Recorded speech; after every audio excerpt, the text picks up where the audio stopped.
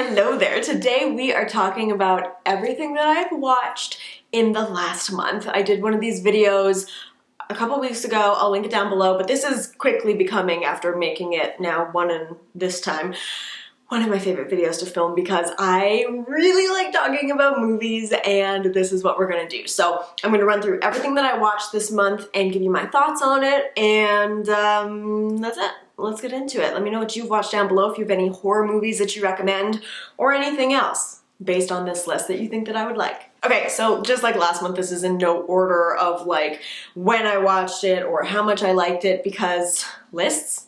No, disgusting. Who does that? Okay, so the first thing I watched is The Terminal. This has Tom Hanks in it. It basically follows the story of this man who travels to New York, and then he's in the New York airport, and his country essentially shuts down and doesn't exist anymore, so he's kind of a citizen of nowhere, and he can't go into the States because then he'd get arrested, but he can't go home because he can't fly because his passport does, so he has to live in this airport for months, and it is just... it's a good movie. Like, is it one of the best movies ever created? No, but it's a movie that I watched when I was a kid, and I rewatched it this month, and it was kind of like that nostalgia thing, and it was really good, and I liked it, and if you haven't seen it, I would recommend it. And then I watched Creep. This came out in 2014. Creep 2 came out in 2017. That's the next movie I want to watch. So it basically follows these two guys, Joseph, and what's the other guy's name? Aaron. And Aaron is this filmmaker, and he goes and films Joseph for the day because we think that he is dying from cancer, and he wants to record his final moments for his family. And then it becomes kind of sinister, and it takes place in all these different settings, but it's still really claustrophobic because you just don't know what's gonna happen. And this is one of my favorite kinds of horror, where it isn't just like jump scares for the sake of jump scares, and it doesn't rely on all of these like traditional horror tropes, but it's still really creepy because there's that level of like suspense and just kind of understanding what would be creepy in real life. It is one of those movies that kind of stood out for me this month, and it's definitely on my like list of horror movies I would recommend to other people, as is like from last month's video, As Above, So Below. I just enjoy movies like that, where it's just a little bit off kilter and kind of not what you would expect from traditional like popcorn horror. I also watched the Pete Davidson special. He did a stand-up special. I think it's called Still Living or Still Live or Still Alive in New York City or something, because obviously he's on Saturday Night Live. And it wasn't, like, I find him kind of funny when he does roasts and everything, and I think that he is a fair comedian, but it just wasn't my taste as much. I just felt like he was way too stoned through it. I watched The Bone Collector, which came out in 1999 with Angelina Jolie, Denzel Washington, Queen Latifah. It had an amazing cast, and it kind of followed this cop who got injured, and now he's bedridden, and his new partner as they hunt down a serial killer.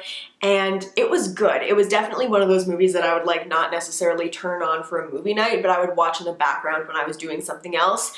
It was definitely good enough to keep my attention. It didn't feel too old until you get to those scenes where they're utilizing technology and you're like, oh my god, stop. I also watched Head Count, and this was a movie, like from the title I don't remember it immediately. I have to sit here and think about it because really the title of this movie doesn't have anything to do with the movie. But the movie itself is really good. It's on Netflix. It is kind of a horror thriller movie. It follows this guy, and he finds this group while he and his brother are hiking in, I guess it would be like LA. It is really freaky. Like, it's good. You can definitely see where it's going for a lot of it, but then there's all these like little twists, and it just kind of keeps it interesting. I enjoyed it. It wasn't something that like super scared me. It also wasn't something that like kept me up at night or I've thought about since I watched it, but it was something that I would recommend if you want something that's like fairly good horror to fill a night. Maura.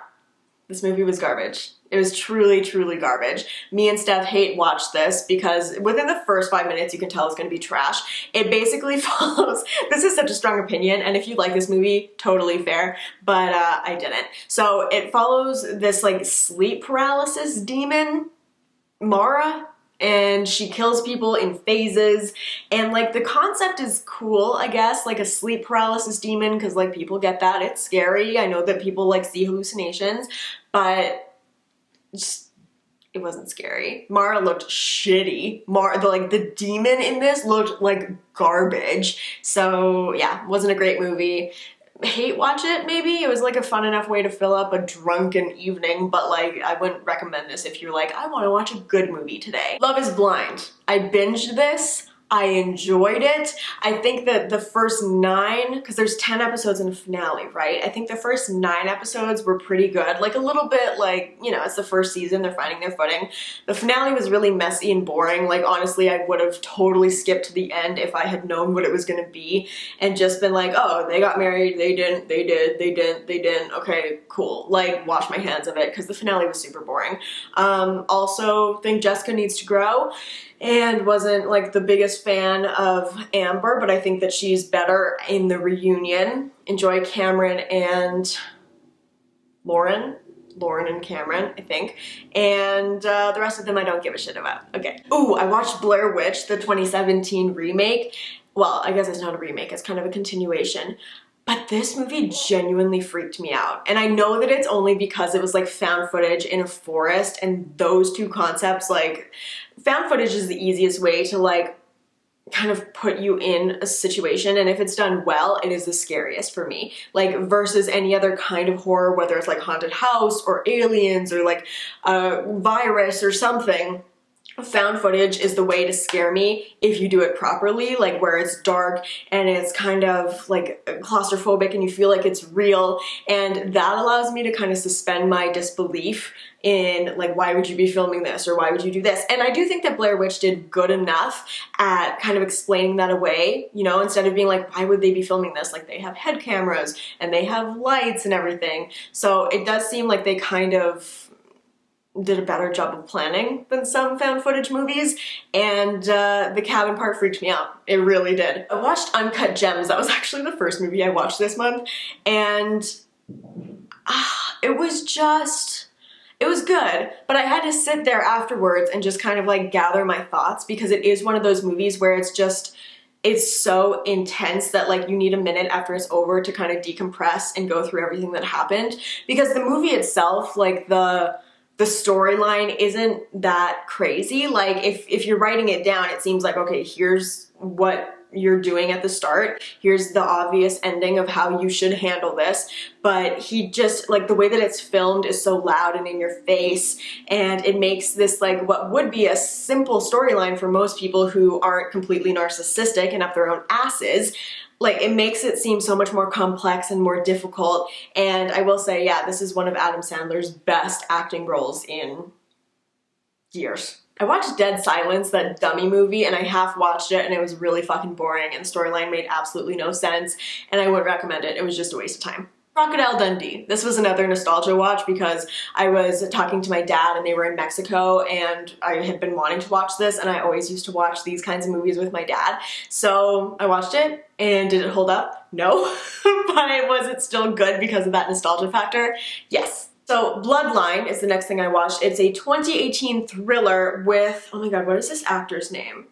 Oh god, what is his name? Sean William Scott. He is the guy who plays in American Pie, I want to say Schieffer, and that is not it. Steve Stifler Schieffer, please. And the movie itself, like, it wasn't awesome. It definitely wasn't like, wow, this is amazing. It was kind of slow, but I think it did what it was supposed to do well. It followed kind of the script of a horror movie like this. I think it was kind of more surprising than it could have been.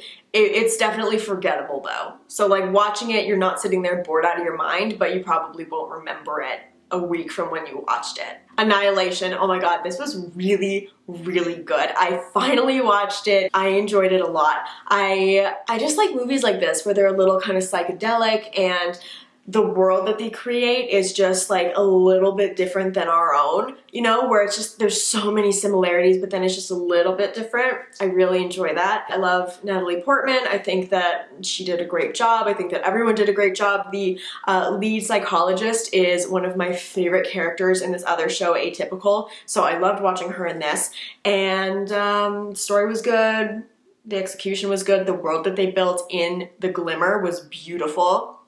It was definitely a good movie that I would watch again, probably. Ooh, then I watched this documentary called The Biggest Little Farm on Netflix because my friend Andra is obsessed with farming and she suggested it and it seemed interesting and it was so cute. It was so good. It was about this family, well, these two people, this couple who live in LA, and then they get this dog and the dog is like barking. They get evicted from their apartment, and because of that they start to live on this farm and try to bring it back to, I guess, basically like a former glory that it would have been in the old days of farming. And it's so good. It just follows their trials and tribulations, and like it's good. If you enjoy farming, gardening, emotional docu-series that are beautifully shot, this is a good one to look for. And then I gotta say, this is my favorite movie that I watched all month. It is Nocturnal Animals with Amy Adams, Jake Gyllenhaal.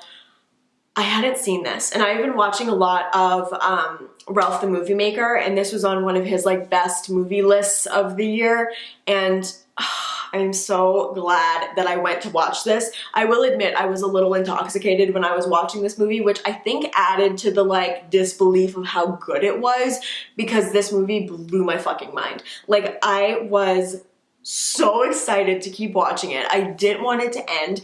Everything that happened, I was like, what the fuck? Like, I felt so uncomfortable at the first part of the story where she's reading the story. That was so uncomfortable to watch, and it just seemed like it went on forever, and you could feel the fear, and it was just, oh my god, it was so scary. But like, it was so well done. The ending was amazing. Like, it was just a perfectly, in my opinion, portrayed story of like this woman and her ex-boyfriend and this relationship and learning that you're unhappy and like regret, and it was so good. If I can recommend any movie on this list, it would be this one, Nocturnal Animals. So going through, let's see if I would recommend these movies on the basis of them being good or not. Obviously, if I don't recommend them on that basis, you can always hate watch, which is also just as fun sometimes. The Terminal, yeah, it's a good enough movie to warrant a watch. Creep, yes, Pete Davidson special. If that kind of comedy is your sort of thing, it was good enough for me to give it a chance. And there were parts where I laughed, but it just wasn't like great throughout. The Bone Collector, yes. Head Count, yes. Maura, no. Love is Blind, yes. Blair Witch, yes. Uncut Gems, yes. Dead Silence, no. Crocodile Dundee, if you haven't seen it, you should. It is kind of I guess it's not so much a like pop culture icon, but like it definitely was in the 90s and early 2000s. Bloodline, yes. Annihilation, yes. The Biggest Little Farm, yes. Nocturnal Animals, yes. This was a good month for movies. The only real actual waste of time for me was Dead Silence, and the rest of them, although not great, well, I guess, and Maura, but while not great, still fine.